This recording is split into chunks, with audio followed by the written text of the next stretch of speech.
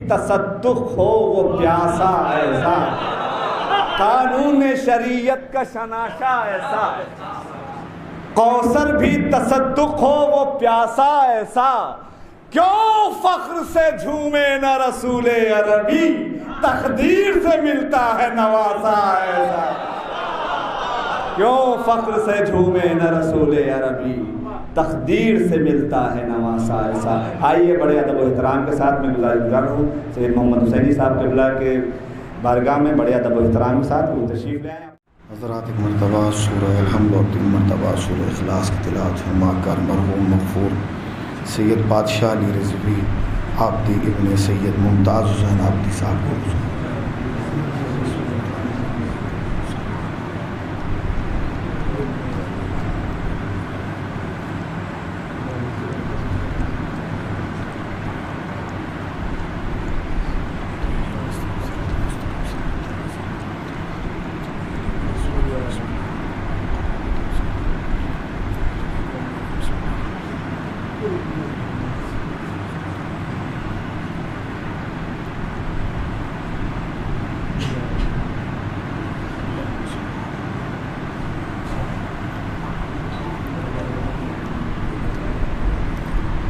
لا حول ولا قوة الا باللہ العلی العظیم۔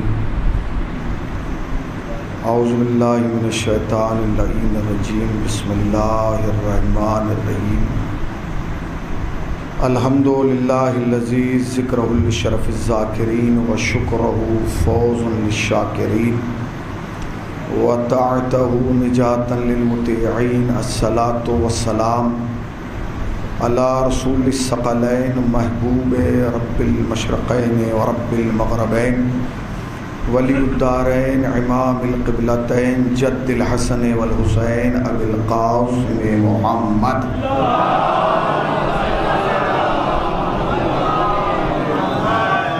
اما بعد فقد قال اللہ حق سبحانہ تبارک وتعالی وقولہ الحق۔ بسم اللہ الرحمن الرحیم۔ کل نفس ذائقۃ الموت۔ صلوات پڑھ دے بر محمد۔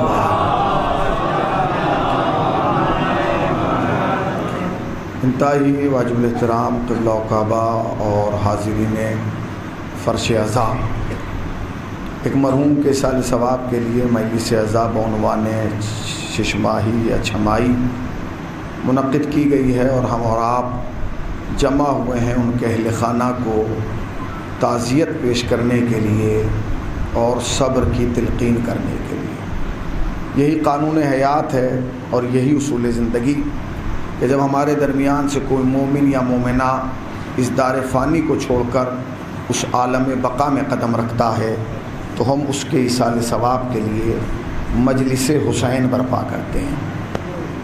میں نے ایک لفظ کہا ہے کہ ہم مجلس حسین برپا کرتے ہیں، یہ نہیں کہا کہ مجلس کرتے ہیں۔ مجلس اور ہے، مجلس حسین اور ہے۔ صاحبان نظر لوگ ہیں، وہ لوگ ہیں موجود جن کی لغت پر نگاہ ہے، اشعار کو سمجھتے ہیں۔ مجلس اور ہے، مجلس حسین اور ہے۔ جہاں مجمع جمع ہو اسے مجلس کہا جاتا ہے، جہاں حق و باطل کا تعارف ہو اسے مجلس حسین کہا جاتا ہے۔ صلوات پڑھ دیں پر محمد و آل محمد پر۔ جہاں حق اور باطل کے درمیان امتیاز پیدا کر دیا جائے اسے مجلس حسین کہا جاتا ہے۔ خدا کی قسم جتنا بھی ہم احسان ادا کریں اور شکر ادا کریں علی کی بیٹی زینب کا کہ اس نے ہم پر اتنا احسان کر دیا مجلس امام حسین ہمارے حوالے کر کے کہ اب ہمیں قیامت تک اپنا تعارف کرانے کی ضرورت ہی نہیں ہے کہ ہم کون ہیں، کس قبیلے سے ہیں، کس خاندان سے ہیں، کس قوم سے ہیں، کس نسل سے ہیں، اس لیے کہ مجلس خود ایک تعارف ہے۔ وہ تعارف کیا ہے؟ ابھی آپ نے اشعار پڑھے نا، میں بھی ایک پرانا شعر پڑھ دیتا ہوں تاکہ تعارف پہنچ جائے. اگر یہ مجلس نہ ہوتی تو ہمیں بتانا پڑتا کہ ہماری قوم کیا ہے, قبیلہ کیا ہے, نسل کیا ہے, خاندان کیا ہے, حسب کیا ہے, نسب کیا ہے, ابا کون ہے, دادا کون ہے, نانا کون ہے, ننیال کیسی ہے, ددیال کیسی ہے, خاندان کیسا ہے, کنبہ کیسا ہے. مگر ہم مجلس میں آ گئے تو کوئی ضرورت نہیں, اس لیے کہ کچھ دیر فرض کیجئے یہ مجلسیں نہ ہو, سارا جہاں حسین کا قاتل دکھائی دے.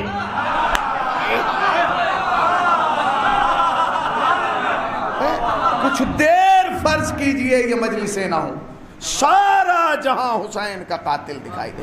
اس کا مطلب یہ ہے کہ یہ مجلس تعارف بنتی ہے ہمارا. جو بھی مجلس میں آ گیا وہ اب اس فہرست سے باہر ہے کہ جس سے میں دنیا کھڑی ہے.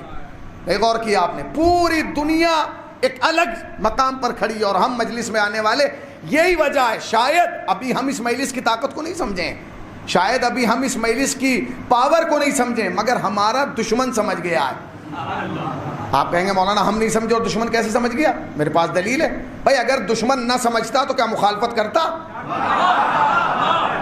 کہاں بیٹھے ہیں آپ؟ بھائی دشمن سمجھا جبھی تو مخالفت کی. آپ کہیں گے مولانا دشمن نے کیسے سمجھا؟ بھائی دشمن اور چیزوں کی بھی تو مخالفت کر سکتا ہے. کیا پوری دنیا میں اکیلی مجلسی ملی ہے کرنے کے لیے؟ آپ جائیے پوری دنیا میں جائیے, سرچ کیجئے, ایک مولوی صاحب آپ نہیں نکال سکتے کہ جو کسی پکچر ہال کے باہر کھڑا ہو کے کہہ رہا ہو اے اندر نہ جانا, اندر جانا بدعت ہے, شرک ہے. ارے ذرا جاگیے. ایک مولانا, میں جوانوں سے گزارش کرتا ہوں جائیں, اندر نہ جائیں باہر تک تو جائیں, دیکھ کے آئیں, تحقیق کریں. ایک مولوی صاحب نہیں ملے گا جو باہر کھڑا ہو کے کہہ رہا ہے اندر نہ جانا, اندر جانا بدعت ہے, شرک ہے, حرام ہے, اندر جانے سے یہ ٹوٹ جاتا ہے. ارے ایام ازا قریب ہے نا بھائی, ایام ازا قریب ہے نا, اب یہ آوازیں آپ کو سننے لگیں گی, اندر نہ جانا, اندر جانا بدعت ہے, شرک ہے, حرام ہے. اچھا کسی پارک کے باہر کوئی مل جائے, مولوی صاحب پارک میں نہ جانا, اندر جانا بدعت ہے, شرک ہے. کسی مال کے باہر مل جائے, کوئی نہیں ملے گا.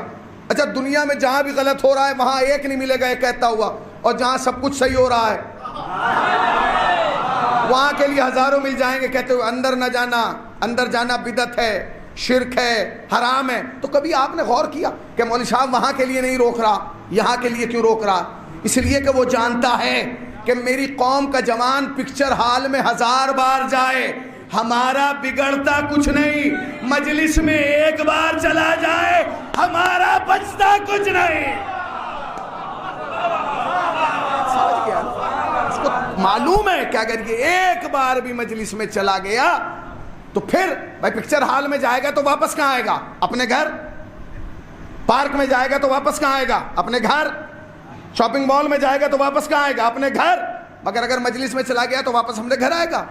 اپنے گھر بعد میں جائے گا, مولوی صاحب کے گھر پہلے جائے گا. پہلے دروازہ کھٹکھٹائے گا اور پھر گریبان پکڑ کے کہے گا سن, جو آج تک ہمیں بتا رہا تھا وہ اور ہے, جو آج سن کے آئے ہیں, جو آج تک سنا ہے وہ اور ہے, جو آج سن کے آئے ہیں وہ اور ہے. کیوں؟ کیونکہ یہ مجلس زینب نے ہمارے حوالے کی ہی اس لیے تھی کہ ہم دنیا کو بتا سکیں حق کیا ہے, باطل کیا ہے, رونگ کیا ہے, رائٹ کیا ہے, اندھیرا کیا ہے, روشنی کیا ہے, تاریکی کیا ہے, اجالا کیا ہے, سر کاٹنے والے کون ہیں, سر کٹانے والا کون ہے, گھر لوٹنے والے کون ہیں, گھر لٹانے والا کون ہے.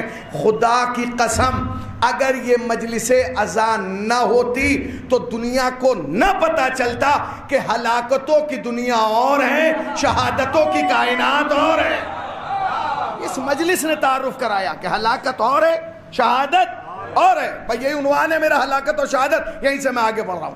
جس آیت کریمہ کو میں نے تلاوت کیا, ایک بھی فرد بشر اس مجمع کے اندر ایسا نہیں ہے جو اس آیت کا حافظ نہ ہو. کل نفس ذائقۃ الموت, ہر نفس کو ذائقہ موت چکھنا. آیت کے اندر 3 لفظ مہم ہیں, نفس, ذائقہ اور موت. مگر ایک لفظ اور ہے, وہ ہے چکھنا. یہ اردو کا ہے, یہ ہماری زبان کا ہے. چکھنا ترجمہ یہی ہوتا ہے, ورنہ نفس تو عربی میں بھی ہے, موت تو عربی میں بھی ہے, کل تو عربی میں بھی ہے. مگر یہ جو چکھنا ہے یہ ہماری زبان کا ہے. ہر نفس کو ذائقہ موت چکھنا ہے. کیا یہ نہیں ہو سکتا تھا ہر نفس کو موت آنا ہے؟ یہ لفظ چکھنا کیوں لائے ہیں؟ بھئی کیوں ترجمہ کیا جاتا ہے؟ عالم، فاضل، قابل، ادیم، محقق، مدبر، مفکر، کوئی بھی آئے، ہر نفس کو ذائقہ موت چکھنا ہے۔ اس چکھنے کو سمجھیے، جب تک یہ چکھنا سمجھ میں نہیں آئے گا تب تک فلسفہ موت سمجھ میں نہیں آئے گا۔ یہ چکھنا کیا ہے؟ یہ چکھنا کیوں کہا گیا ہے؟ چکھنا کس چیز کو چکھنا؟ میں آیا مجلس پڑھنے کے لیے بنارس، جیسے ہی میں آیا تو فوراً دسترخوان لگا دیا گیا۔ انہوں نے کہا مولانا آپ کیا لیں گے؟ میں نے کہا بھائی جو بھی مل جائے۔ تو انہوں نے کہا اس وقت تو سالن روٹی ہے۔ میں نے کہا لے آئیے۔ سالن روٹی لائی گئی، میں نے کھا لیا، بات ختم ہو گئی۔ اب مجھ سے کہا گیا کھا لیجئے، میں نے کھا لیا، مجلس تمام ہو گئی، اب دسترخوان لگ گیا۔ اب جو دسترخوان لگا تو دن میں ایک چیز تھی، اب بریانی بھی رکھا گیا، قورمہ بھی رکھی گئی، سبزی بھی، میٹھا بھی، اور میں نے دوپہر کی طرح اب بھی ایک ہی چیز سے پیٹ بھر لیا۔ اور میں نے کہا بھائی خدا کا شکر ہے، اٹھائیے دسترخوان۔ انہوں نے کہا مولانا یہ کیا غضب کر دیا، یہ تو سب آپ کے لیے بنایا تھا۔ میں نے کہا پر میں تو کھا چکا۔ تو اب ایک آواز آئی، مولانا کھا چکے مگر چونکہ سب کچھ آپ کے لیے بنا ہے لہٰذا تھوڑا تھوڑا چکھ لیجئے۔ کاش بنارس اس جملے تک پہنچ جاتا۔ مجھے احساس دلائیے کہ میں شیشے کے سامنے نہیں شیعوں کے سامنے پڑھ رہا ہوں، اس لیے کہ شیشہ نہیں بولتا، شیعہ بولتا ہے۔ صلوات پڑھے بر محمد وآل محمد پر۔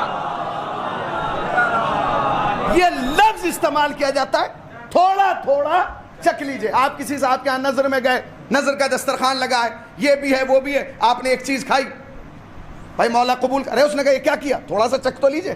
اس کا مطلب یہ ہے کہ جہاں ورائٹی ایک ہوتی ہے وہاں کھایا جاتا ہے، اور جہاں بہت ہوتی ہے،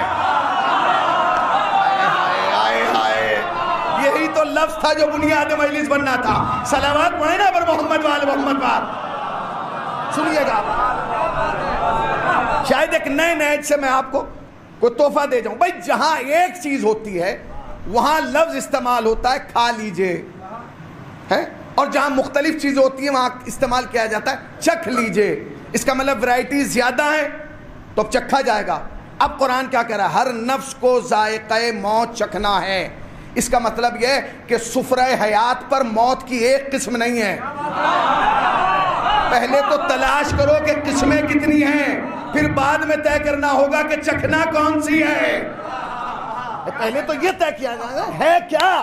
آپ نے کہا کیا کھائیں گے، تو آپ نے پوچھا مینو میں کیا ہے، اس نے بتایا یہ، اس کے بعد آپ نے طے کیا۔ اب اس قرآن کہہ رہا ہے کہ ہر نفس کو ذائقہ موت چکھنا ہے، تو پہلے یہ تو پتا چلا کہ ہے کیا کیا، تبھی تو چکھا جائے گا۔ اب علماء سے رجوع کریں کہ موت کی قسمیں کتنی ہیں، تو علماء نے کہا موت کی 3 قسمیں ہیں۔ موت کی 3 قسمیں ہیں۔ پوچھا گیا کون کون سی، تو عجیب و غریب جواب دیا، کہنے لگے ایک تو ہے موت، جو آپ سب کو یاد ہے، موت آ گئی، موت کھا گئی، موت چلی گئی، موت لے گئی، یہی ہوتا ہے نا۔ موت کی کتنی قسمیں؟ 3۔ ایک ہے موت۔ پوچھا گیا دوسری قسم کیا ہے، آخر تک، کہنے لگے دوسری کا نام ہے ہلاکت۔ ایک موت، ایک ہلاکت۔ پوچھا گیا تیسری کی قسم کیا ہے، کہنے لگے شہادت۔ موت، ہلاکت، شہادت۔ اب موت کے بارے میں کیا کون بتائے گا، تو قرآن نے بتایا کل نفس ذائقۃ الموت، ہر نفس کو ذائقہ موت چکھنا ہے۔ بھائی ہلاکت کے بارے میں بھی تو بتائیں، کچھ پتہ چلا اسلام کا نظریہ کیا ہے۔ تو اسلام کا چھوڑیے، پہلے ایک بہت بڑے مسلمان کا نظریہ سن لیجئے۔ انہوں نے ہلاکت کے بارے میں کہا لولا علی، اگر علی نہ ہوتے تو میں، بھائی جملہ آپ تک پہنچ رہا ہے، اگر علی نہ ہوتے تو میں، اچھا آپ اسے غلطی مانیں، خطا مانیں، کچھ بھی مانیں، میں خطا نہیں مانوں گا، کیونکہ خطا ایک بار ہوتی ہے۔ مولا کائنات فرماتے ہیں دنیا کا بے وقوف ترین انسان وہ ہے جو ایک پتھر سے 2 بار ٹکرائے۔ آپ 2 بار نہیں، آپ 70 بار ٹکرائے ایک ہی پتھر سے۔ آپ نے بار بار ایک ہی جملہ کہا لولا علی لہلکا، اگر علی نہ ہوتے، لولا علی، لولا علی، لولا علی۔ ہمیں افسوس تو اسی بات پہ کہ 70 مرتبہ لولا کہا، ایک بار مولا نہیں کہا۔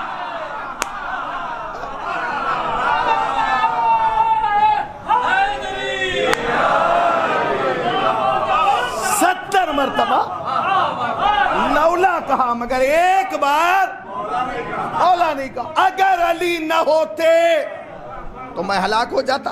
اچھا جی، اب شہادت کے بارے میں پوچھئے شہادت کے بارے میں کیا ہے؟ تو وہ مشہور زمانہ قول جو آپ سب کو یاد ہے، اللہ ومن مات علی حب آل محمد مات شہیدا. کون سا ایسا ہے جس میں یہ اس کو یاد نہیں ہے؟ مجمع کے اندر سب کو یاد ہے، یہ قول سب کو یاد ہے، اللہ ومن مات علی حب آل محمد مات شہیدا.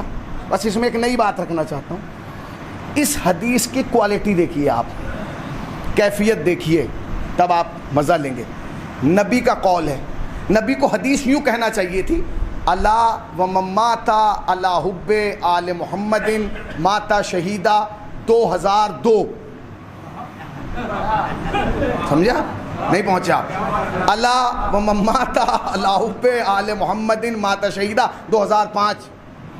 اللہ ومن مات علی حب آل محمد مات شہیدا 2010. اللہ ومن مات علی حب آل محمد مات شہیدا 2015. اللہ ومن مات علی حب آل محمد مات شہیدا 2020. اللہ ومن مات علی حب آل محمد مات شہیدا 2021. حدیث تو مکمل ہو جاتی. ترجمہ کیا ہوتا؟ ترجمہ یہ ہوتا کہ جو بھی مر گیا آل محمد کی محبت میں 2002 تک وہ شہید ہے. تمہارے سننے پہ سلام ہے، تمہاری خاموشی پہ سلام ہے. بھائی ترجمہ یہی ہوتا نا، جو بھی مر گیا آل محمد کی محبت پہ 2002 تک وہ شہید ہے، جو بھی مر گیا آل محمد کی محبت پہ 2005 تک وہ شہید ہے، جو بھی مر گیا آل محمد کی محبت پہ 2015 تک وہ شہید ہے، جو بھی مر گیا آل محمد کی محبت پہ 2020 تک وہ شہید ہے. نبی نے ٹائم ہی نہیں ڈالا، سن ہی نہیں ڈالا، اس لیے کہ سن تو وہ ڈالتا ہے جو سن کے بعد بنا ہو. سن تو وہ ڈالتا نا جو سن کے بعد ہو. سن نہ تھا یہ تھے، وقت نہ تھا یہ تھے، کوئی چیز نہ تھی یہ تھے. نبی نے فرمایا جو بھی مر گیا آل محمد کی محبت پہ، جب مرا، جہاں مرا، جس وقت مرا، جس جگہ مرا، جس زمانے میں مرا، جس زمین پہ مرا، وہ شہید. تو اس کا مطلب کیا ہے؟ جو بھی مرے گا آل محمد کی محبت پہ وہ شہید مرے گا. جب بھی مر جائے، جہاں بھی مر جائے. کوئی جگہ نہیں لکھی کہ عراق میں مرے کہ ایران میں، نہیں، بنارس میں مرے گا تو شہید، نیپال میں مرے گا تو شہید. وسعت دیکھ رہے ہیں؟ اس کا مطلب یہ ہے کہ کبھی بھی علی والوں کا دل چھوٹا نہیں رہا. دل کی وسعت دیکھیے. اب آپ نے تینوں موتوں کو ملاحظہ فرمایا، موت، ہلاکت، شہادت. اچھا اگر دسترخوان پہ 10 ڈشیں ہوں اور 10 کا ذائقہ ایک ہو، ٹیسٹ، آپ کیا کریں گے؟ وہ کہہ دیں جی خاص چائے جو ان سے لیجئے، ذائقہ ایک جیسا ہے، شکلیں الگ ہیں. تو آپ کہیں گے آپ بے وقوف ہیں، جب سب کا ذائقہ ہی ایک جیسا ہے تو ایک ہی چیز بنا دیتا. یہ کیا ہے بھائی؟ اس کا مطلب یہ کہ سب کا ذائقہ بھی الگ ہوگا، سب کا مزہ بھی الگ ہوگا. اب علماء سے پوچھا گیا کہ موت کا مزہ کیا ہے؟ موت کسے کہتے ہیں؟ ہلاکت کسے کہتے ہیں؟ شہادت کسے کہتے ہیں؟ بس یہ لفظ پہنچ جائے تو مجلس پہنچ جائے گی. علماء نے کہا موت کے معنی ہے مر جانا، موت کے معنی ہے مر جانا، موت کے معنی ہے مر جانا. ان سے پوچھا گیا ہلاکت کے معنی کیا ہے؟ کہنے لگے ہلاکت کے معنی ہے مر کے مٹ جانا. ہلاکت کے معنی ہے مر کے مٹ جانا. ان سے پوچھا گیا شہادت کے معنی کیا ہے؟ کہنے لگے شہادت کے معنی ہے مر کے جی جانا. صلوات پڑھیں بر محمد وآل محمد وآل. موت کے معنی ہے مر جانا، ہلاکت کے معنی ہے مر کے مٹ جانا، شہادت کے معنی ہے مر کے جی جانا.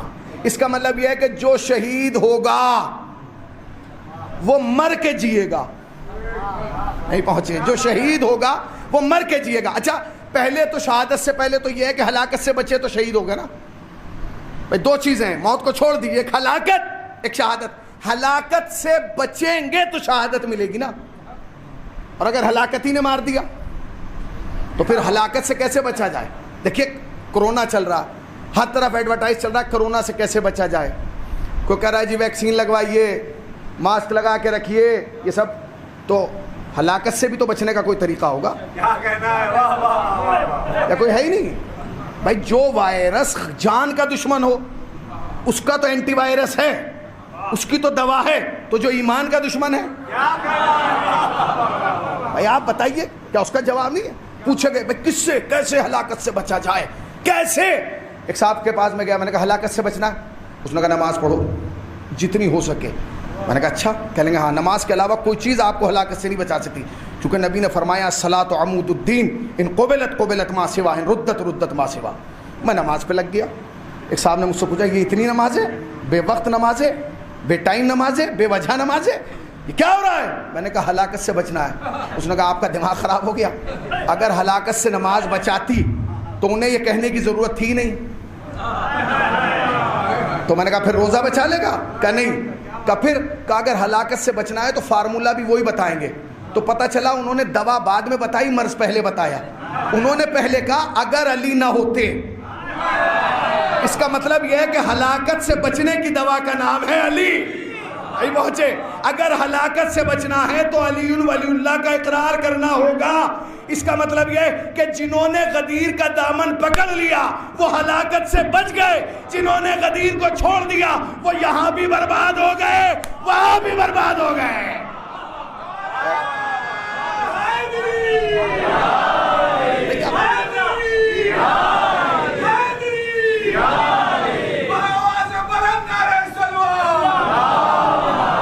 یاد رکھیے گا، مر کے مٹنا اور مر کے جینا۔ تو جنہوں نے علی کو چھوڑا وہ کیا ہوا؟ یہاں بھی نقصان میں، وہاں بھی نقصان۔ مولانا یہ کیسے ہیں؟ دلیل ہے میرے پاس۔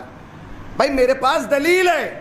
آپ یقین جانیے انسان کا مزاج یہ ہے کہ اگر کسی چیز کو چھوڑتا ہے تو اس سے بہتر ڈھونڈتا ہے کہ نہیں؟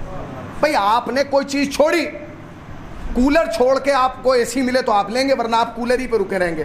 نہیں بھائی چھوڑنے سے کیا فائدہ، کم سے کم ہوا تو دے رہا۔ بھائی پنکھا چھوڑیں گے تو کم سے کم کولر تو ملے، کولر چھوڑیں گے تو اے سی تو ملے، ماروتی چھوڑیں گے تو اسکارپیو ملے، اسکارپیو چھوڑیں گے تو مرسیڈیز ملے۔ پتہ چلا آپ کو اٹھا کے گاڑی سے اور ریڑے پہ بٹھا دیا گیا۔ تو آپ جائیں عالم اسلام کو چیک کریں، علی کو چھوڑ کے کیا ملا؟ بھائی غدیر میں علی کو چھوڑا تو کیا ملا بتائیے آپ؟ بہت بڑی کوئی شخصیت لا پائے علی کے مقابلے پہ۔ بھائی اگر آپ نے علی کو چھوڑا ہے تو علی کے مقابل میں کوئی شخصیت تو لاتے کہ جو علی کی ہم پلہ ہوتی۔ ہاں آپ لائے، ایسے کو لائے کہ اس نے ممبر پہ بیٹھ کے کہا ہے سنو جب تک میں سیدھا چلوں چلتے رہنا، جب میں ٹیڑھا ہو جاؤں تو مجھے سیدھا کر دینا۔ اس کا مطلب یہ ہے کہ علی کو چھوڑ کے جتنے ملے ٹیڑھے ملے۔ صلوات پڑھیں پر محمد وآل محمد بھائی علی کو چھوڑا تو کیا کوئی بہت بڑی شخصیت ملی؟ نہیں۔ اچھا کوئی بہت بڑا ترانہ مل گیا ہو، ترانہ چھوڑیے کوئی بہت بڑا نعرہ مل گیا ہو۔ بھائی علی کو چھوڑا تو کوئی نعرہ ملا؟ جائیے آپ، خدا کی قسم دنیا نے ہزاروں نعرے بنائے مگر آج تک حیدری کے برابر نہ بنا پائے۔ بتائیے آپ۔ بھائی علی کو چھوڑا تو کوئی بہت بڑی شخصیت نہیں ملی، علی کو چھوڑا تو کوئی بہت بڑا نعرہ آج تک ہاتھ نہیں ملا لگا۔ اچھا علی کو چھوڑ کے کوئی ترانہ مل گیا ہو، ملا؟ ملا؟ آج تک آپ ترانوں کی کاپی مار رہے ہیں۔ آج تک آپ نے کوئی ترانہ ڈھنگ کا بنایا ہی نہیں، آپ کاپی مار رہے ہیں۔ ہمارے قوم کے ایک بچے نے ایک ترانہ پڑھ دیا، جانم فدائے حیدر۔ اب آپ سرچ کیجئے، اب نئی نئی جانیں نکل کے آ رہی ہیں، جانم فلا۔ جو سمجھ گئے ہیں سمجھ گئے۔ بھائی یوٹیوب پہ جائیے نا، بتائیے جو قافیے میں فٹ نہیں آ رہی ہیں۔ بھائی وہ افراد لائے جا رہے ہیں جو قافیہ اور ردیف میں فٹ نہیں آ رہے ہیں، مگر علی کا مقابلہ ضرور کریں گے۔ اس نے کہا جانم فدائے حیدر ہم بھی بنائیں گے، چاہے موڑ توڑ کے نقلی بنائیں، کاپی ماریں۔ تو اگر تمہارے بام میں دم ہے تو جو 4 مصرے پڑے اس کی بھی کاپی مار دو۔ دہائی دے گا کوئی چیخ چیخ کر ایک دن، خلاف دین نہیں ہے علی علی کہنا۔ وہ اپنی ماں کی شکایت کرے گا محشر میں کہ اس نے کیوں نہ سکھایا علی علی کہنا۔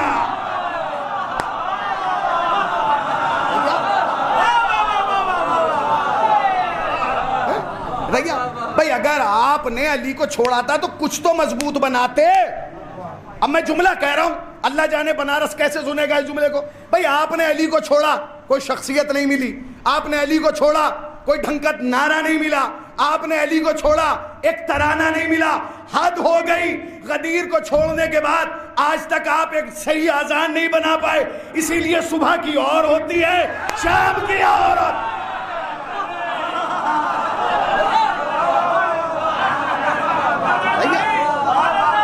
صلوات پڑھے نا بر محمد وآل محمد پاک.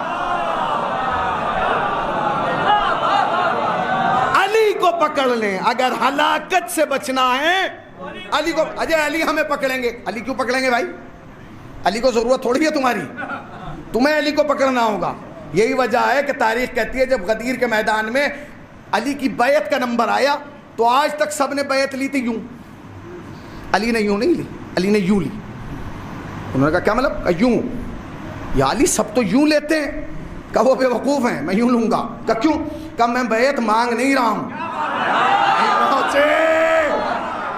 علی نے کہا میں بیعت مانگ نہیں رہا ہوں, بیعت لینا ہوں. علی نے بتا دیا فقیروں کی اولاد اور ہے, ابو طالب کا لال اور ہے. بیعت مانگ نہیں رہا, مجھے ضرورت نہیں ہے بیعت کی.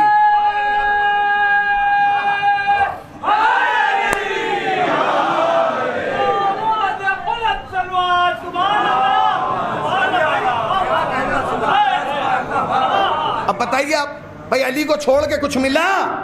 گھاٹا, خسارہ, نقصان, کچھ ملا ہی نہیں. اور یہ جو مصرع ہے یہ مصرع نہیں ہے, یہ حقیقت ہے. شکایت کرے گا وہ محشر میں کہ اس کو کیوں نہ سکھایا علی علی کہنا.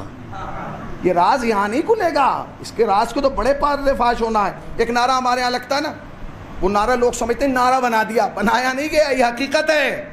ہر شخص کی قبر میں علی آئیں گے, ہر شخص کی, اپنا ہو کہ بیگانہ, عزادار ہو نہ ہو, ماتمدار ہو نہ ہو, تعزیہ دار ہو نہ ہو, علی کا محب ہو نہ ہو, علی کا چاہنے والا ہو کہ نہ ہو, مگر قبر میں علی ضرور آئیں گے. اسی لیے کہا جاتا ہے تو قبر کے باہر جو کر لے تیری قبر کے اندر, قبر کے باہر جو تیری قبر کے اندر, سب کی قبر میں علی آئیں گے. اور جب علی آئیں گے تب وہاں پتہ چلے گا کہ کون کیا لے کے آیا ہے اور کون کیا کھو کے آیا.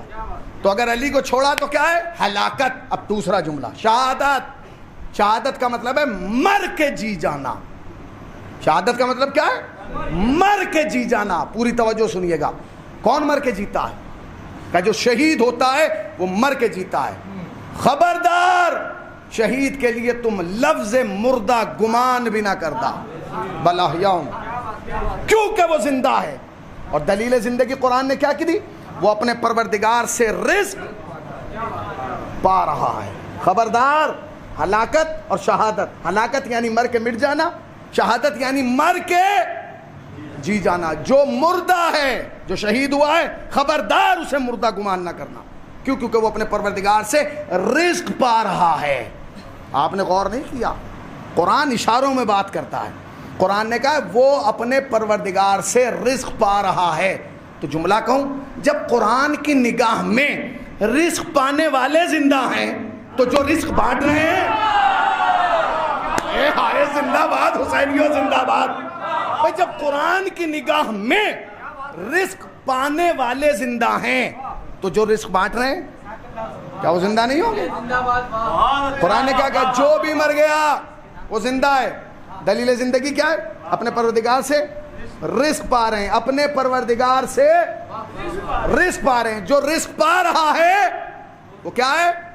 ذرا زور سے بولیے, زندہ ہے.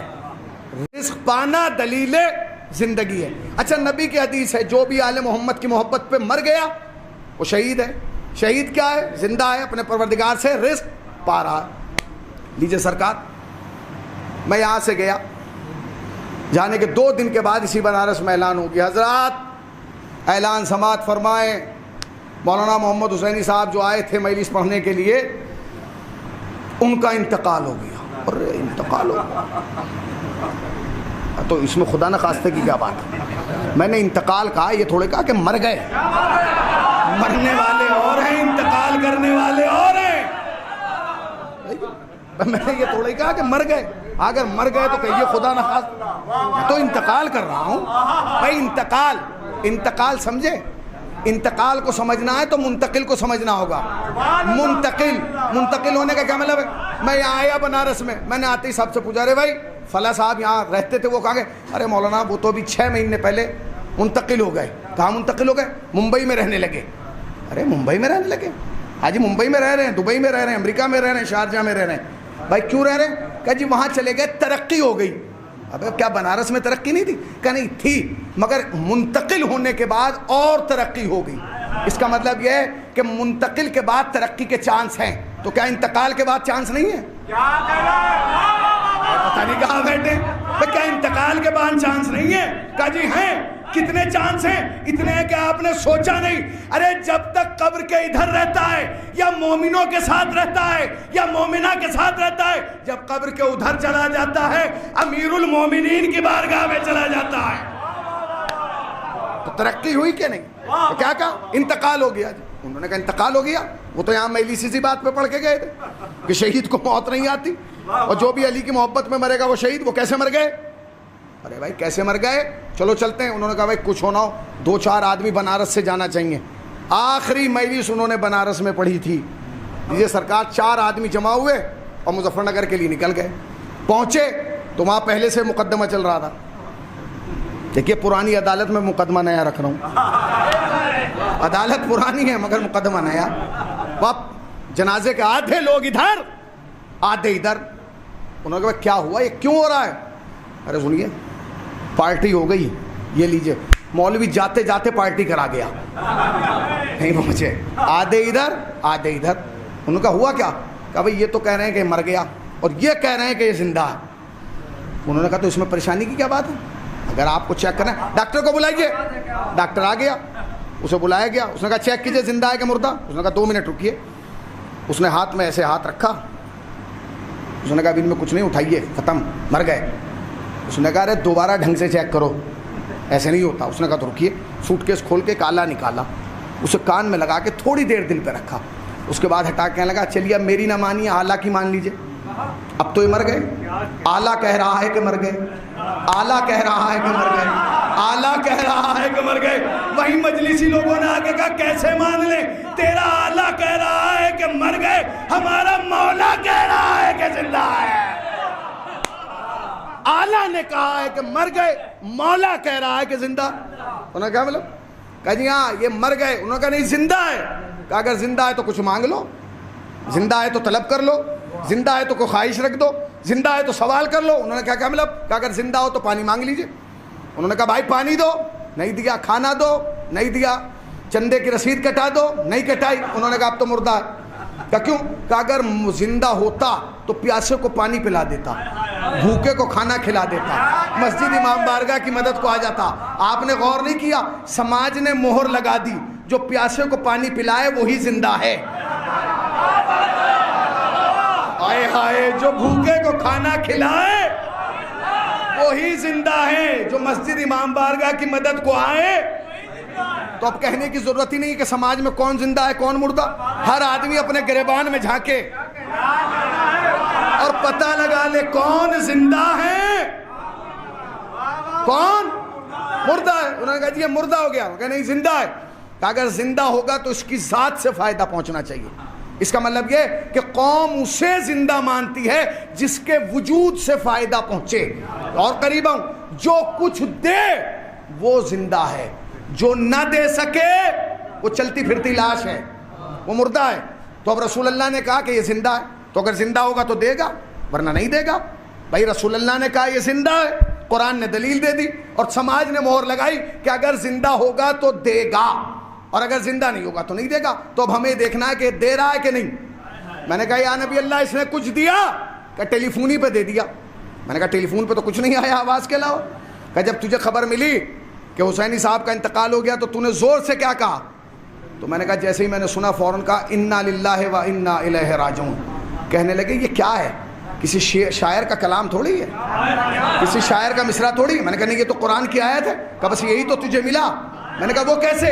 کہ تو نے نہیں پڑھا, جو قرآن پڑھے اسے بھی ثواب, جو قرآن سنے اسے بھی ثواب, جو قرآن دیکھے اسے بھی ثواب. کا کیا مطلب؟ کہ جو بھی پڑھے گا ثواب ملے گا. یعنی جہاں آیت پڑھی گئی نامہ اعمال میں ایک آیت لکھی گئی, تو تجھے دیا یا لیا؟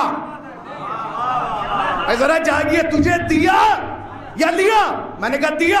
کہ جو دے, ارے ذرا بولیے جو دے, زور سے بولیے نا, جو دے. تو پھر کہتے کیوں نہیں اعلیٰ ہار گیا مولا جیت گیا؟ اس کا مطلب کیا ہے؟ سب سے پہلے اس نے ایک آیت کا ثواب ہر مومن کے نامہ اعمال میں لکھا دیا. تو جو دے رہا ہے وہ زندہ ہے تمہاری نگاہ میں، تم نے طے کیا ہے کہ جو دے گا وہ زندہ ہے. ہمیں مل گیا ایک آیت کا ثواب. پروردگار بہت بڑا احسان، ہم نے نہ پڑھا نہ کوئی لکھا، بس ایک جملہ کا ثواب مل گیا. اچھا ایک آیت ایک آدمی نے پڑھی اس کا ثواب، ایک آیت 1000 آدمیوں نے پڑھی اس کا الگ ثواب، یہی آیت 6666 آدمیوں نے پڑھی، ہر آدمی اسی آیت کی تلاوت کرتا، ثواب ملا کہ نہیں؟ آپ نے کہا جی ٹھیک ہے. کہا اب یہ رک گیا؟ کہ نہیں، جو دینا بند کر دے وہ مردہ ہے، جو دیتا رہے. اس کا مطلب یہ دیتا رہے گا اور ہم لیتے رہیں گے. کیا دیا؟ کہا جی ہم بنارس سے چل کے آئے، ہمیں تو کوئی بھی نہیں ملا. ایک آدمی نے مصافہ ملا کے نہیں کہا بھائی شکریہ آپ آئے ہیں لیجئے کرایہ لے جائیے. ملا بھائی اتنی دور یہاں سے 1000 کلومیٹر ہے مظفر نگر، آپ وہاں گئے آپ کو کچھ ملا؟ کچھ نہیں ملا. آپ گئے عزیزوں سے ملے واپس آ گئے، مگر ایک چیز ملی جس کا اندازہ تمہیں ہے نہیں. وہ کیا ہے؟ معصوم نے جو حدیث کے جملے کہے وہ سن لیجئے. معصوم فرماتے ہیں جب کوئی مومن کسی مومن کی خبر انتقال سن کے اپنے گھر سے نکلتا ہے، جب تک اس کے گھر نہیں پہنچ جاتا اللہ فرشتوں کو حکم دیتا ہے کہ اس کے ہر قدم پر 70 نیکیاں نامہ اعمال میں لکھتا جا.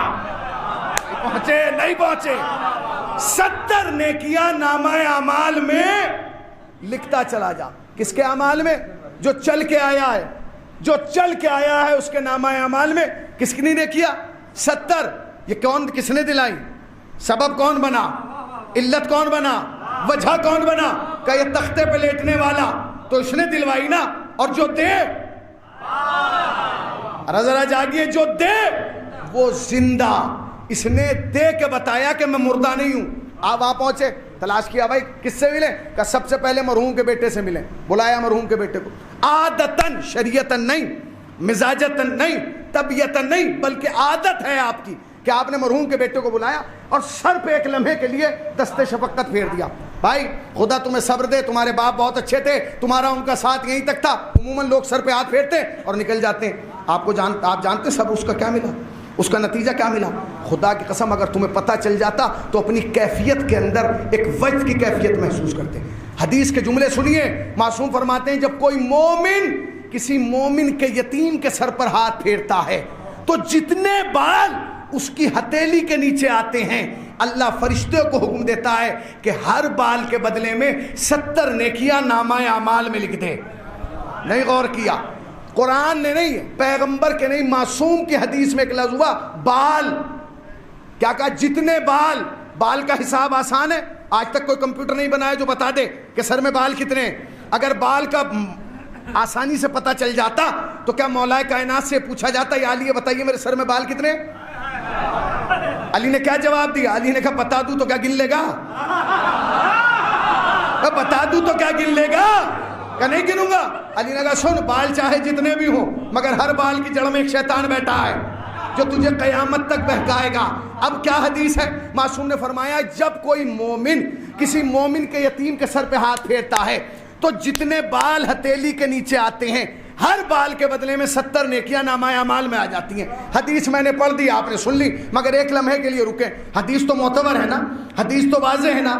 نبی کے وسیع نے فرمایا جو بھی کسی یتیم کے سر پر ہاتھ پھیرے 70 نیکیاں ہر بال کے بدلے میں نہیں ملیں گی. اس کا مطلب یہ جو میرے سر پہ ہاتھ پھیرے گا اسے نیکی ملے گی، جو آپ کے سر پہ ہاتھ پھیرے گا اسے نیکی ملے گی، جو ہم سب کے سر پہ ہاتھ پھیریں گے انہیں نیکی ملے گی. تو ذرا اندازہ لگاؤ جو میرے اور تمہارے سر پہ ہاتھ پھیرے اسے تو نیکیاں ملے، تو جو 17 برس تک محمد کے سر پہ ہاتھ پھیرتا رہا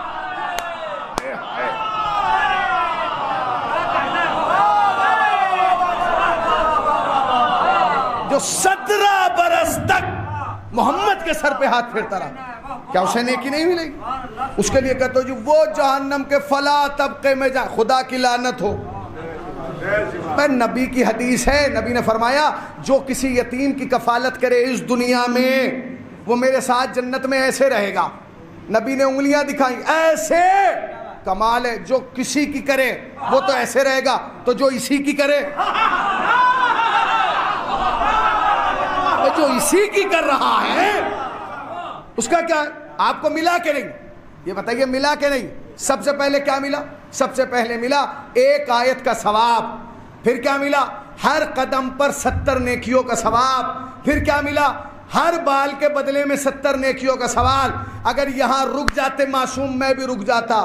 معصوم نے آگے بڑھ کے کہا سنو، اگر کوئی مومن کسی مومن کو غسل میت دلانے میں مدد کرے، مثلا آپ کسی مردے کو نہلا رہے ہیں، وہ آ گیا بھائی ایک بالٹی میں بھی دے دوں، ایک صاحب آ گیا ایک لوٹا میں بھی دے دوں، بھائی میں یہ بالٹی اٹھا کے ادھر رکھ دوں، بھائی میں اس میں نیم کے پتے ملا دوں، اسے کیا ملے گا؟ ہم نے تو نہیں دیکھا کہ آج تک کسی کو کوئی غسل دینے آیا ہو، جبکہ ہر بستی میں 2-4 ہی ہوتے ہیں غسل دینے والے. ابا کسی کا مرے فون انہیں کو ہوتا، آ جائیے. چچا کسی کا مرے، ارے آ جائیے چچا مر گئے، شکر ادا کرو کہ انتقال بنارس میں ہوا، جو کوئی غسل دینے آ گیا. اگر کہیں ایسی بستی میں ہوتا جہاں تم اور چچا ہی ہوتے، تم اور ابا ہی ہوتے، تو کیا بغیر غسل کے دفنا کے آتے؟ اس لیے سب کو سیکھنا چاہیے، کسی ایک پہ رکے رہنا. اب آ گئے، اس نے غسل دیا، چلا گیا. آج تک آپ نے اگر کبھی دیکھا ہو مجھے بتائیں کہ چلتے ہوئے اس کے بیٹے نے اسے کہا ہو آپ نے ابا کو غسل دیا، یہ 2000 روپے رکھ لیجئے، دیا؟ اچھا آپ نے تو اسے کچھ دیا نہیں. اگر اسے کچھ آج نہ ملا تو کیا اس کو حق نہیں ہے کہ وہ عالم محشر میں پروردگار کی عدالت میں اپنا کیس دائر کرے؟ پروردگار تو کہہ رہا ہے نا میرے یہاں کمی ہے، میں نے اسے نہلایا، اسے غسل دیا. کیوں؟ کیونکہ یہ اب خود تو کچھ دے نہیں سکتا، یا اولاد دے گی یا عزیز دیں گے. اچھا اللہ کو یہ پسند نہیں کہ اس کا کوئی بندہ کسی کا احسان لے کے اس کی بارگاہ میں آئے؟ نہیں پہنچے بھائی، اللہ کو پسند ہے ہی نہیں کہ کوئی بندہ یہاں احسان لے کے وہاں آئے. لہٰذا اللہ نے قانون کیا بنایا؟ اللہ نے قانون بنایا کہ جب کوئی مومن کسی مومن کو غسل دینے میں مدد کرتا ہے نا، دیکھیے ہم کلومیٹر جوڑتے ہیں، کلومیٹر، اللہ کلومیٹر نہیں جوڑتا، قدم جوڑتا ہے. ہم سر جوڑتے ہیں، اللہ بال جوڑتا ہے. اب حدیث سنیے، حدیث کا جملہ یہ، جب کوئی مومن کسی مومن کو غسل میت دلانے میں مدد کرتا ہے، جتنا پانی اس کے غسل میں خرچ ہوتا ہے، اللہ فرشتوں کو حکم دیتا ہے کہ ہر پانی کے قطرے کے بدلے میں 70 نیکیاں نامہ اعمال میں لکھ دے. آپ نے غور کیا کیا کیا ملا آپ کو؟ کیا کیا دیا؟ ایک آیت کا ثواب اس نے دلایا، ہر قدم پہ 70 نیکیاں اس نے دلائی کہ نہیں؟ آپ آگے بڑھے، بچے کے سر پہ ہاتھ پھیرا ہر بال کے بدلے میں، آپ نے غسل دلایا، اس پانی کے قطرے کے بدلے میں جو دے جو دے وہ زندہ. آپ ہی نے تو کہا جو دے. یہ سب کس نے دلایا؟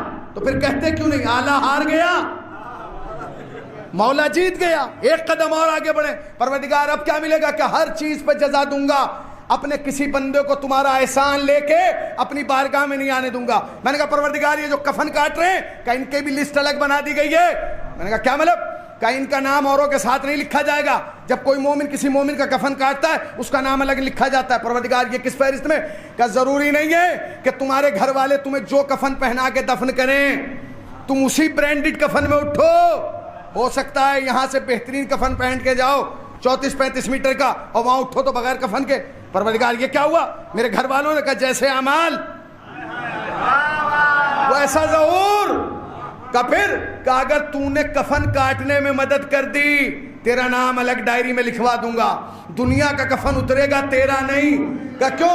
کہ جب تیرے کفن اترنے کی باری آئے گی تو میں فرشتوں سے کہوں گا رہنے دو. کہ کیوں؟ کہ جب یہ بندہ ہو کے بندے کو لباس دے سکتا ہے، کیا میں خدا ہو کے اس سے لباس لے لوں؟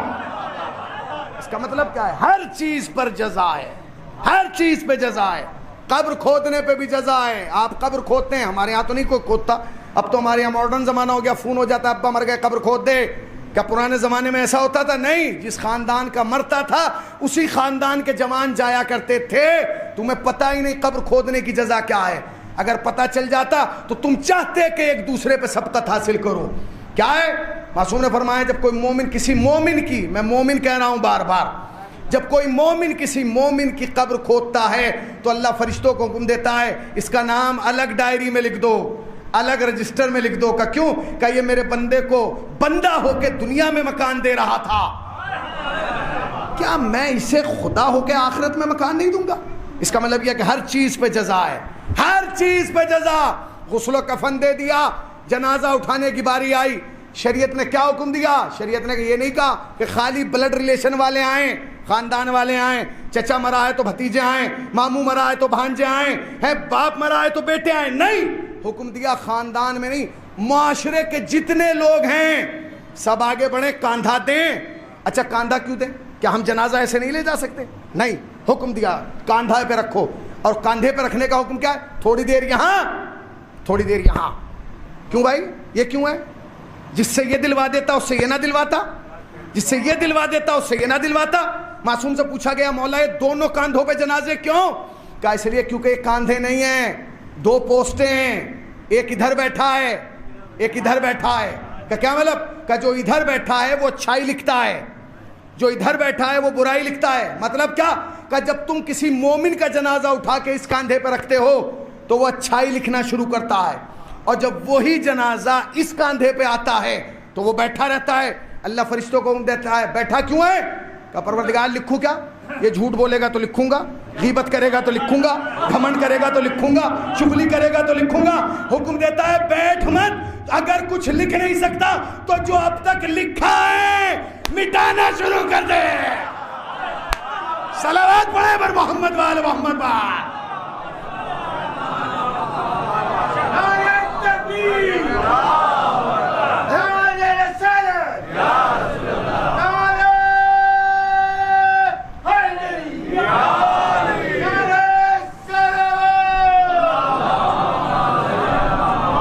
دیکھیے ایران نے بڑی ترقی کی ہے, ایک ربڑ بنا لی ایران نے جس کی قیمت رکھی ہے 5 لاکھ. ارے بھائی 5 لاکھ کی کون سی ربڑ ہوتی ہے بھائی؟ تو 5 روپے کی بکتی ہے بنارس میں. نہیں, 5 روپے کی وہ بکتی ہے جو آپ کے بچے کی کاپی میں کریکشن کرتی ہے. غلط لکھ دیا مٹا دو, خراب لکھ دیا مٹا دو, الٹا سیدھا لکھ دیا مٹا دو. یہ جو 5 لاکھ کی ہے اس کی قیمت اس لیے اتنی ہے کیونکہ جو آپ کے نامہ اعمال میں گڑبڑ ہے یہ اس میں کریکشن کر سکتی ہے. بتائیے کتنا بڑا کام کیا. مگر افسوس یہ ہے کہ ایسا کچھ کام ہوا نہیں, نہ ہوگا. اگر ایسی کوئی ربڑ بن جاتی تو جیسے ہی ابا کو ادھر کینسر ہوتا ادھر بیٹوں کو بلا کہتا ہے ادھر آؤ میرا علاج بعد میں کرنا, پہلے وہ ربڑ منگا لے کیونکہ مجھے معلوم ہے میں کیا کیا کر کے جا رہا ہوں. مگر وہ ربڑ اللہ نے اس کاندھے میں رکھ دی. نہیں پہنچے آپ؟ وہ ربڑ اللہ نے اس کاندھے میں رکھ دی. جتنی دیر جنازہ اس کاندھے پہ رہے گا جو کچھ لکھا ہے حکم خدا ہے وہ مٹاتا رہے گا. اب اس کا مطلب یہ نہیں ہے کہ آپ گھر سے پکڑیں اور قبرستان تک کسی کو دیں نا, پورے محلے کو پتہ چلے گا ارے بھائی سب سے بڑا فاسٹ تو یہ ہے. صلوات پڑھے پر محمد وآل محمد وآل. آپ چھوڑ ہی نہیں رہے, آپ اتار ہی نہیں رہے. آپ نے کہا جوڑو, کیا کیا جائے. اب آپ آگے بڑھیے. آپ نے کہا جی نماز جنازہ وہ بھی اہم رکن ہے, اس کے اندر 5 تکبیریں ہیں اور 4 ذکر ہیں. اب ذکر کو آپ محسوس کیجئے, اس کے اندر ایک ذکر ہے. دیکھیے 5 تکبیریں کیوں ہیں؟ ذکر تو 4 ہے نا, یہ 5 کیوں ہیں؟ 5 مرتبہ کہا جاتا ہے اللہ اکبر اللہ اکبر اللہ اکبر. اللہ آیت اللہ محسن قراتی کہتے ہیں کہ یہ 5 وقت جو اللہ نے تمہیں اپنی بارگاہ میں بلایا ہے نا اور کہا ہے کہ کہو اللہ اکبر اللہ بڑا ہے, چونکہ آج یہ اس کی زندگی کا آخری دن ہے, یہ خود آ کے اس کی بارگاہ میں نہیں کہہ سکتا کہ اللہ بڑا ہے, لہٰذا اس کی طرف سے تم کہو. کاش تم تک یہ مجلس پہنچ جاتی. اس وقت یہ خود نہیں آ سکتا, لہذا تم کہو کہ یہ اللہ بہت بڑا ہے. آپ نے کہہ دیا, رکھی گئی. آپ نے کہا اشہد ان لا الہ الا اللہ وحدہ لا شریک لہ, اس کی کبریائی, اس کی تنہائی, اس کی وحدانیت کا اقرار, رسول اللہ کی رسالت کا اقرار, آل محمد پہ درود, اس کے بعد مسلمان اور مسلمین کے لیے جو ہے دعائے مغفرت, اس کے بعد چوتھی تکبیر جو اس سے مخصوص ہے اس میں کہا گیا اللہم انا لا نعلم منہ الا خیرا. پروردگار ہم تو کچھ نہیں جانتے, بس یہ جانتے ہیں کہ خیر پہ تھا. یہ جملہ بہت اہم ہے, یہ بہت اہم ہے. پروردگار ہم کچھ نہیں جانتے, بس یہ جانتے ہیں کہ یہ پروردگار نقصان تو اس نے ہمیں بہت پہنچایا ہے, بہت نقصان, مگر یہ خیر پہ تھا. جھوٹ بہت بولتا تھا مگر یہ خیر پہ. گھمنڈ بھی اس کے اندر بہت تھا مگر یہ خیر پہ تھا.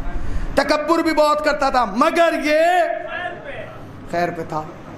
اس جملے کا وزن سمجھیے تاکہ آپ کو محسوس ہو اس جملے کی گہرائی اور گہرائی کتنی ہے.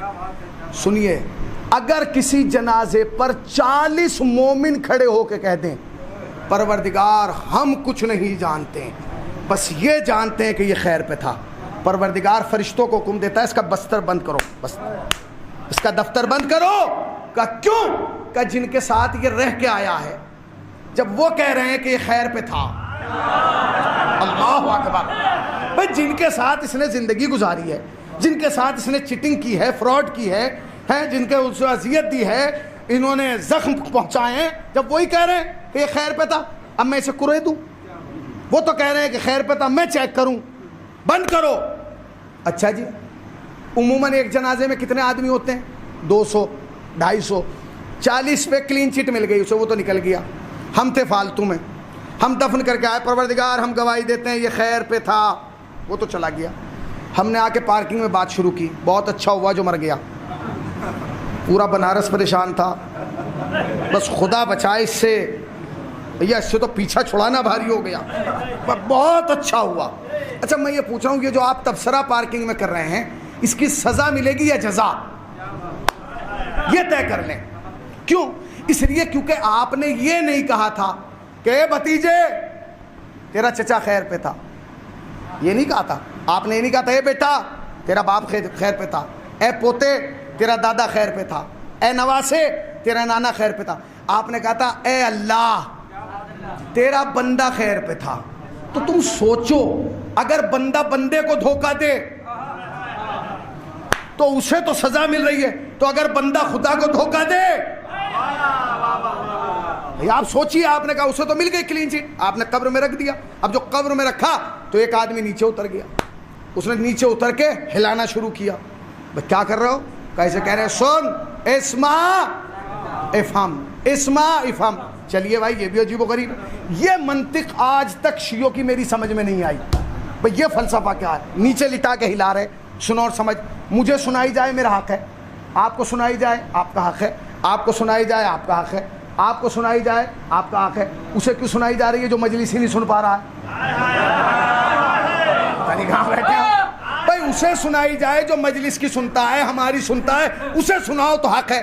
ایک بچہ جو پیدائشی گنگا اور بہرا ہے، جس نے نہ باپ کی سنی، نہ ماں کی سنی، نہ دادا کی سنی، نہ نانا کی سنی، نہ استاد، نہ مولوی، نہ دین، کسی کی نہیں سنی، اسے بھی قبر میں لٹا کے کہہ رہا ہوں سن اسماعیل ہم۔ آج تک کوئی آگے بڑھ کے بولا مولانا یہ کیا کر رہے ہیں؟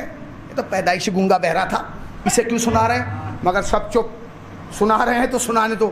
اس کا مطلب یہ ہے کہ قوم کا ہر آدمی جانتا ہے کہ جو یہاں نہیں سنتا، جاگیے، جو یہاں نہیں سنتا وہ وہاں سنتا ہے، اسے سننا پڑے گا۔ اسی لیے کہتا ہوں یہاں سننے کے عادی بن جاؤ، تاکہ وہاں نئی نئی چیزیں نہ لگیں۔ یہ کیا سنا رہا ہے؟ کیا مطلب؟ بھائی جو تلقین میں سنایا جاتا ہے وہی تو مجلس میں سنایا جا رہا ہے۔ مجلس میں کیا سنایا جاتا ہے؟ تلقین میں کیا سنایا جاتا ہے؟ تیرا رب اللہ ہے، تیرا رسول یہ ہے، تیری کتاب یہ ہے، تیرا پہلا امام یہ ہے، تیرا دوسرا یہ ہے، تیرا تیسرا یہ ہے، تیرا چوتھا یہ ہے، تیرا پانچواں یہ ہے، تیرا چھٹا یہ ہے، تیرا ساتواں یہ ہے، تیرا آٹھواں یہ ہے، تیرا یہ نواں یہ ہے، تیرا 10واں یہ، 11واں یہ، 12واں یہ۔ اسی لیے کہتا ہوں مجلس میں آیا کرو تاکہ کل احساس نہ ہو کہ قبر میں لیٹے ہوئے ہو یا مجلس میں بیٹھے ہوئے ہو، پتہ ہی نہ چلے کہ آپ قبر میں لیٹے ہیں یا مجلس میں بیٹھے ہیں، کیا پتہ چلے؟ جیسا یہاں آپ نے سنایا الہ الہ کے اسما افہم، یہ دو لفظ ہیں، اسما افہم۔ اسما کا مطلب ہے سن، افہم کا مطلب ہے سمجھ۔ ضروری نہیں کہ جس کا سننا صحیح ہو اس کا دماغ بھی صحیح ہو۔ بڑے بڑے خراب دماغ کے لوگ ملتے ہیں کہ نہیں؟ بھائی ضروری نہیں ہے جس کا سماعت صحیح ہو اس کا دماغ بھی صحیح ہو۔ سن سمجھ، سن سمجھ، سن سمجھ، سن سمجھ۔ عالم اسلام کے 73 فرقے ہیں، کہیں آپ کو یہ سین نہیں ملے گا کہ اسے ہلا کے کہہ رہا ہوں سن سمجھ، سن سمجھ، سن۔ ارے بھیا جو سنانا ہے ویسے ہی سنا دو، بھائی آپ کو سنانا ہے ڈائریکٹ سناؤ، یہ کیوں کہہ رہے ہو توجہ توجہ، سنانا شروع کر دے، تیرا اللہ یہ تیرا نہیں، پہلے اس کی ایک کوشش علامت سن سمجھ، یہ اس کے لیے بتایا جا رہا ہے کہ سن بھی رہا ہے، سن سمجھ، 73 فرقوں میں اکلوتا فرقہ ہے شیعہ جو ہلا کے کہتا ہے سن سمجھ سن سمجھ. سن کا تعلق ہے یہاں سے, سمجھ کا تعلق ہے یہاں سے. ہم اپنے مردے کو قبر میں ہلا کے بتاتے ہیں سمجھ سمجھ سمجھ, تاکہ دنیا کو پتہ چل جائے جب ہمارے مردے کا دماغ قبر میں خراب نہیں ہوا, نبی کا دماغ بخار میں خراب کیسے ہو گیا؟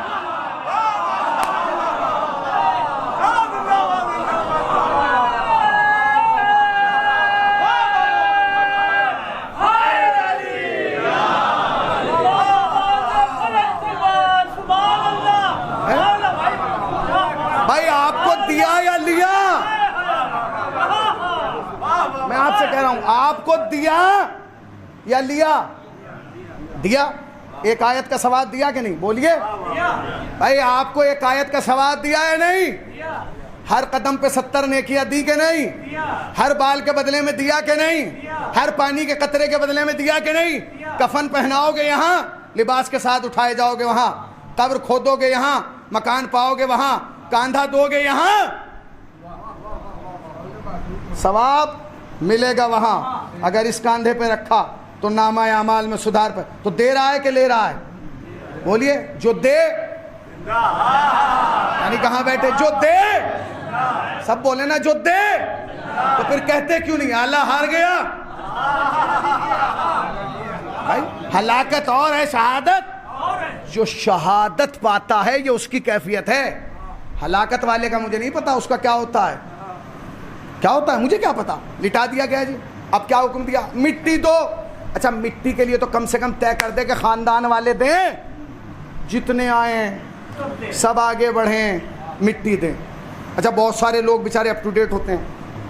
اب آپ چلیے, ارے بھائی آپ, ارے بھائی آپ, میں بھی چلیے. شریعت نے اس میں بھی نزاکت دکھائی, کہنے لگے ایسے دو. شیعوں کا بچہ 1 لاکھ کے مجمع میں مٹی دیتا ہو الگ پکڑا جائے گا. یہ ہمارا ہے.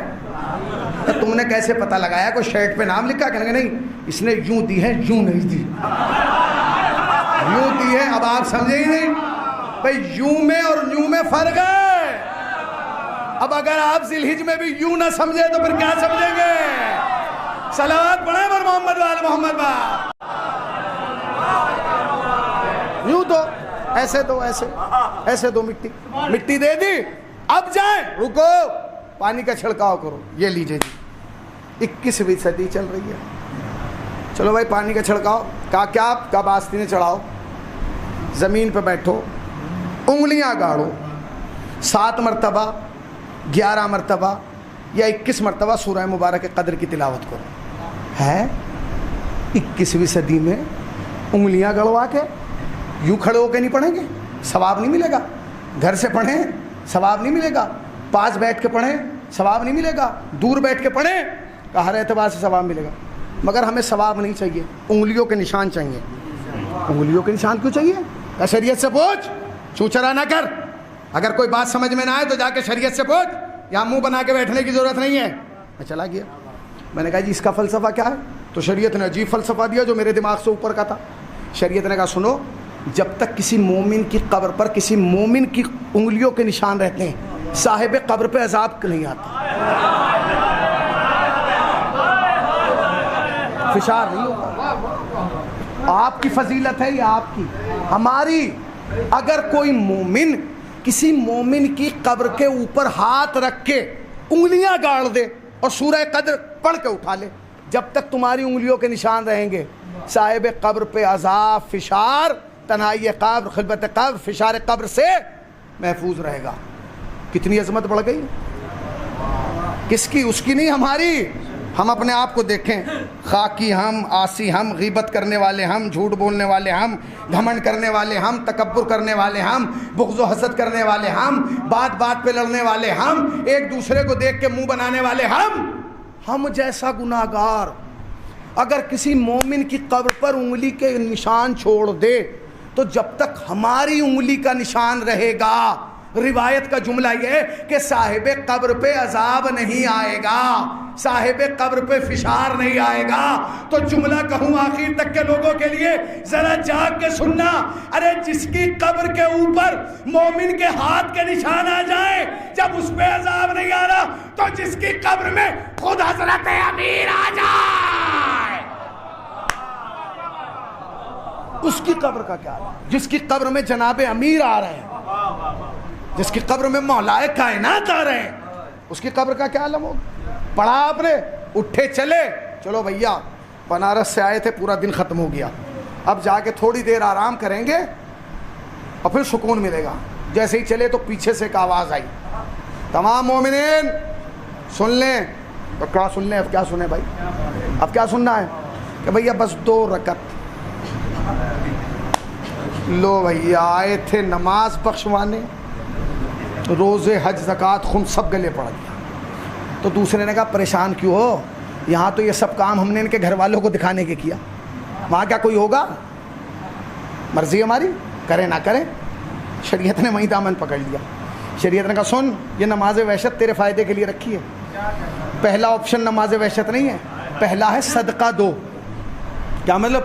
جتنے مومنین جنازے میں آئے ہیں، دور ہو یا نزدیک، جیسے ہی سنے فلاں صاحب کا انتقال ہو گیا، سب سے پہلے صدقہ نکال کے دیں۔ مگر صدقے کا رواج ہمارے یہاں عام نہیں ہوا، نماز وحشت کا ہوا۔ اگر صدقہ نہ دے سکے تو نماز وحشت پڑھیں۔ پہلا آپشن کیا ہے؟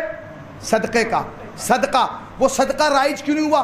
کیونکہ قوم میں وہ سنت کم رائج ہوتی ہے جو جیب سے چلتی ہے۔ تو ہمارا جیب خرچ، ہاں زبان خرچ چاہے جتنی ہو جائے۔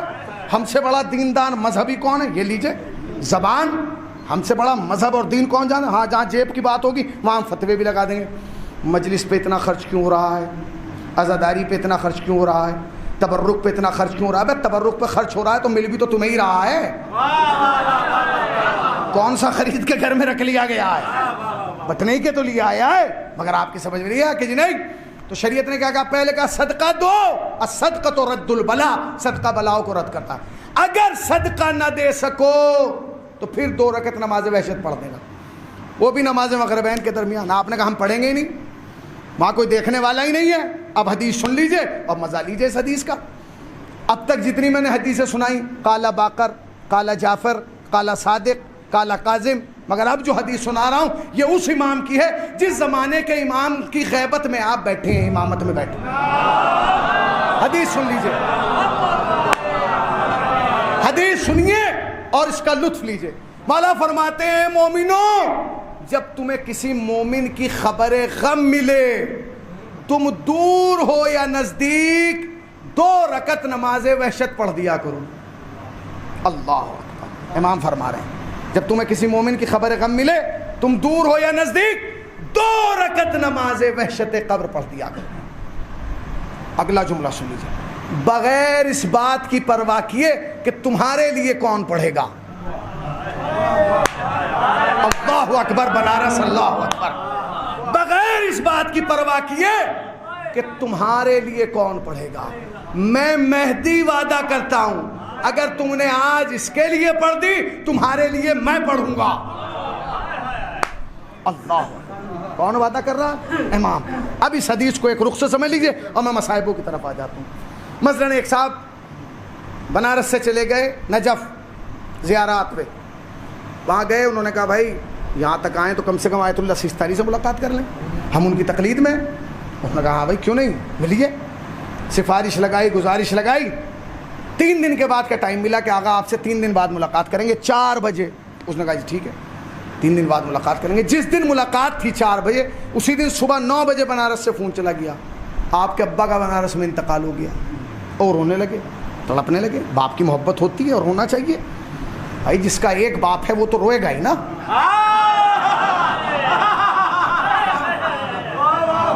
ایک اور نیک ہو وہ تو روئے گا۔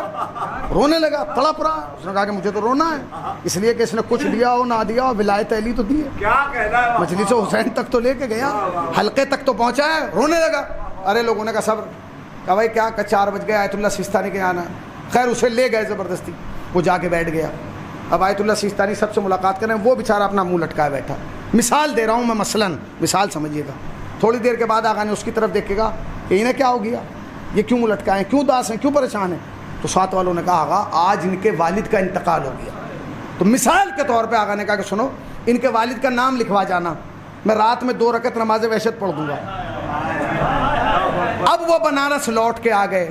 سچ بتائیے سب سے پہلے لوگوں کو کیا بتائے گا؟ یہ بتائے گا میں کاظمین کتنے دن رہا, میں سامرا کتنے دن رہا, میں نے نجف میں کیا کیا, میں نے کربلا میں کیا کیا. ہر آدمی کو پکڑ کے کہے گا ابا کے لیے نماز وحشت آیت اللہ سیستانی نے پڑھی, ابا کے لیے نماز وحشت آیت اللہ سیستانی نے پڑھی, ابا کے لیے. اس کا مطلب یہ ہے کہ وہ جانتا ہے کہ پورے بنارس کی نماز وحشت ایک طرف ہے اور آیت اللہ سیستانی کی نماز وحشت ہر آدمی کو بتائے گا. تو جملہ کہوں, جہاں نائب امام وعدہ کر لے وہاں تو یار, تو جہاں امام وعدہ کر رہا ہے کہ میں نماز وحشت پڑھوں, اللہ بس عزیزو, امام وعدہ کر رہے ہیں کہ اگر تم کسی مومن کے لیے, یاد رکھنا یہ جنازے بوجھ نہیں ہیں, یہ ان کے جنازے نہیں ہیں جو ہلاک ہوئے ہیں, یہ ان کے جنازوں کو تم کاندھا دیتے ہو جو شہید ہوئے ہیں. ہلاکت کے معنی ہے مر کے مٹ جانا, شہادت کے معنی ہے مر کے جی جانا, اور جو جیتا ہے وہ دیتا ہے. اور نبی کی حدیث 100% نہیں 1000% صادق اور سچی ہے کہ نبی نے فرمایا کہ جو بھی مر گیا آل محمد کی محبت پہ شہید ہے. اور معصومین کی حدیثوں نے بتایا کہ اس نے کیا کیا دیا, جو دے وہ زندہ ہے. میں نے پوری مجلس آپ کو سنا دی, آپ نے سن لی, مگر آپ نے غور کیا یہ جتنی حدیثیں میں نے آپ کو سنائی, غسل دو گے تو یہ ثواب, کفن پہناؤ گے تو یہ ثواب, کاندھا دو گے تو یہ ثواب, جنازے کو قبر میں اتارو گے تو یہ ثواب, یہ سارے ثواب ہمیں کس نے بتائے؟ سب فاطمہ کے بیٹوں نے بتائے نا. سمجھ گئے میں کیا کہہ رہا ہوں؟ یہ سب کس نے بتائے؟ سب فاطمہ کے بیٹوں نے بتائے نا, سب حسین کی آل نے بتائے نا. ہم یہی سوچتے ہیں کہ جس کی آل ہمیں یہ بتا رہی تھی کہ غسل دینے کا کیا ثواب ہے, اسی حسین کو غسل نہ ملا.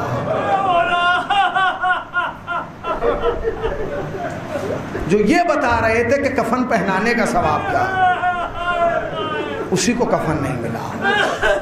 تو یہ بتا رہے تھے کہ کاندھا دینے کا ثواب کیا ہے, اسی کو کاندھا نہیں ملا. سنو گے عزیزو, 2 جملے سن لیجئے اور مجلس رحمت تمام. ہاں یہ سب کس نے بتایا؟ یہ سب اولاد فاطمہ نے بتایا. یہ سب کس نے بتایا؟ اولاد حسین نے بتایا.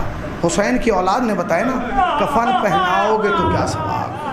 مگر خود حسین کا عالم کیا ہے؟ جبرائیل لے کے آئے آسمان سے پارچہ, رسول اللہ کے لیے کپڑا, رسول اللہ نے 4 ٹکڑے کیے, ایک علی کو دیا, ایک حسن کو دیا, ایک حسین کو دیا, ایک اپنے لیے رکھ لیا. پھر علی سے کہا علی جب میں چلا جاؤں مجھے یہ پہنا دینا, جب تم آؤ تو تم یہ پہن لینا, جب فاطمہ آئے اسے یہ پہنا دینا, جب حسن بیٹا تم آؤ تو تم یہ پہنا دینا. 4 کو مل گیا. مگر تاریخ کہتی ہے ایک شہزادہ گھر کے کونے میں کھڑا ہوا دیکھ رہا, اور فاطمہ نے دیکھا, دیکھ کے کہا بابا آپ نے سب کو دیا, کیا میرے حسین کو نہ دیں گے؟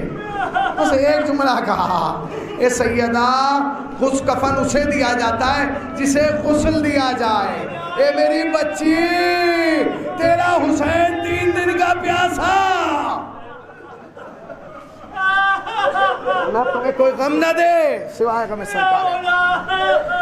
کس نے بتایا؟ یہ سب کس نے بتایا؟ یہ سب اولاد فاطمہ نے بتایا. اولاد فاطمہ نے بتایا وصیتیں کرو. وصیت کے لیے ہمارے یہاں بہت بڑا باب ہے. وصیت کرے, جب انسان سفر میں جائے وصیت نامہ ساتھ رکھے, جب سوئے تو وصیت نامے کو اپنے سرہانے رکھے, اس لیے کہ کچھ پتہ نہیں کب زندگی کا آخر اختتام ہو جائے, لہٰذا وصیت نامہ ساتھ رکھے.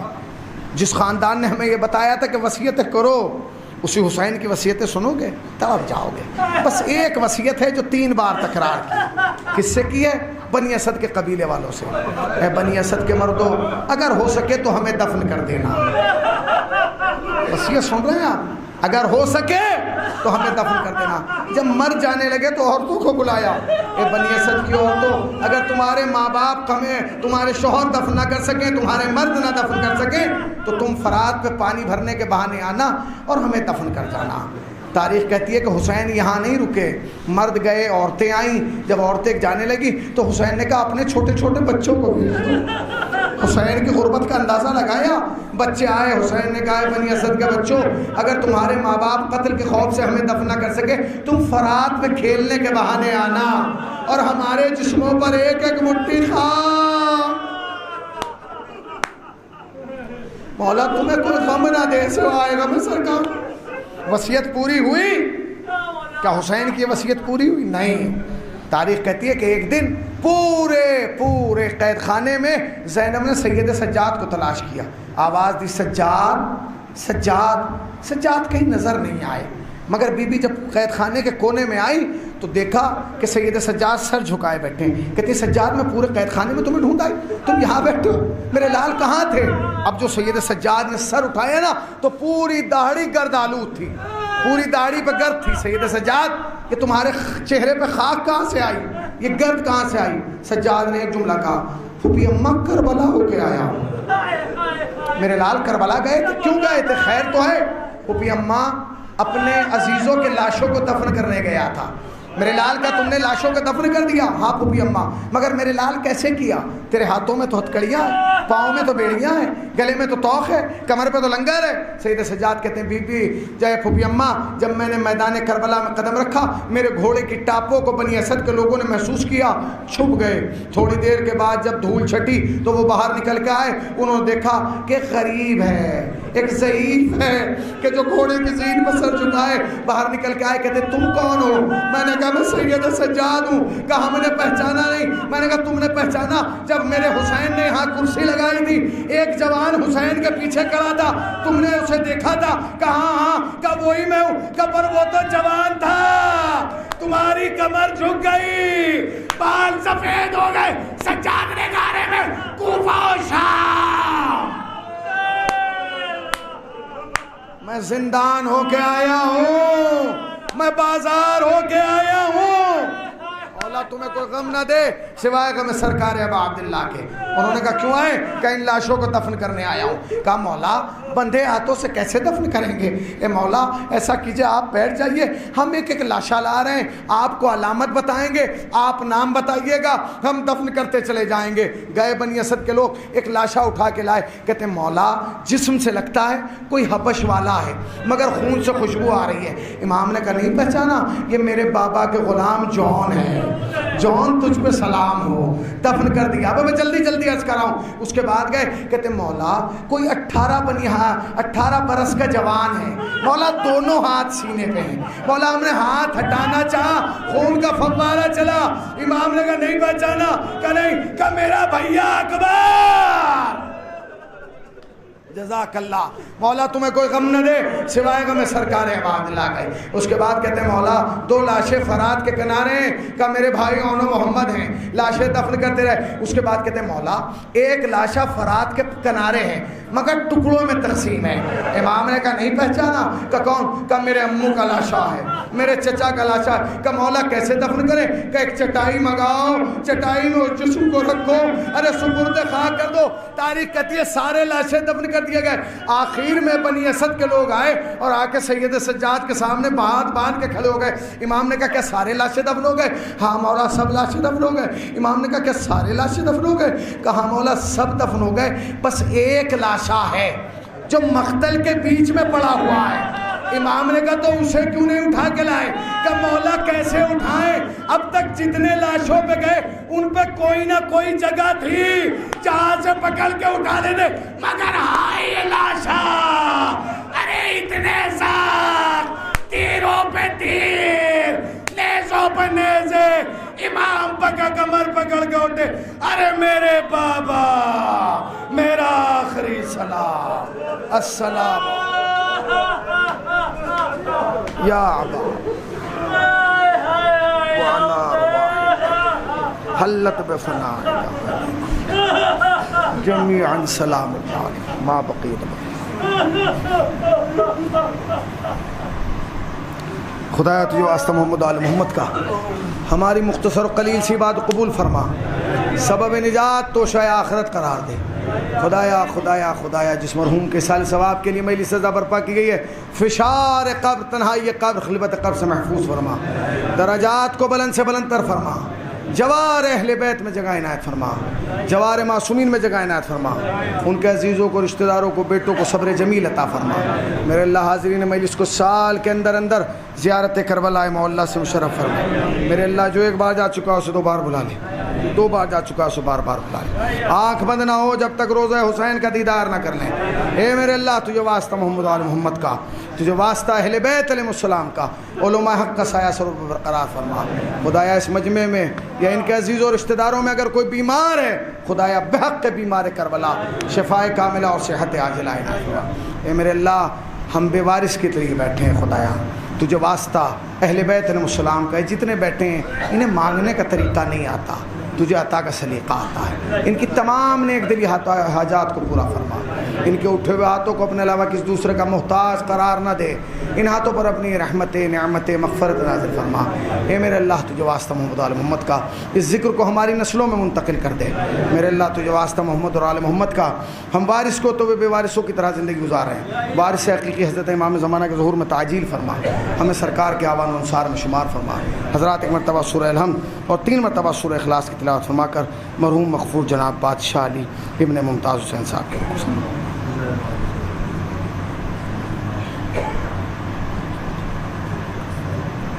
اللہ